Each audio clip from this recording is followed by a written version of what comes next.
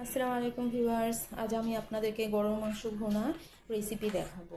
তো এখানে আমি তেল দিয়ে মাংস দিয়েছি এবং পেঁয়াজ 1 কাপ দিয়েছি, আদা রসুন বাটা দিচ্ছি 4 চা চামচ এবং এখানে হলুদের গুঁড়ো 1 চা চামচ দিলাম।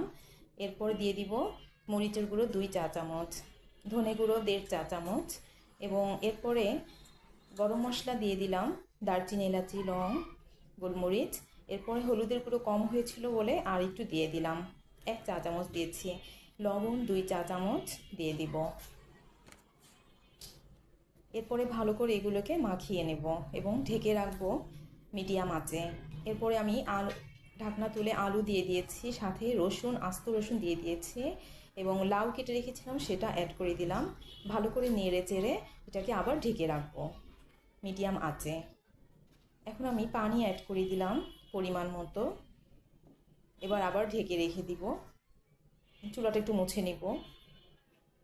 হয়ে গেল আমার মাংসের তরকারি। কেমন হয়েছে ভিউয়ার্স কমেন্টে জানাবেন, দেখে তো আবার খেতে ইচ্ছে হচ্ছে। থ্যাংক ইউ সবাইকে আমার এই ভিডিও দেখার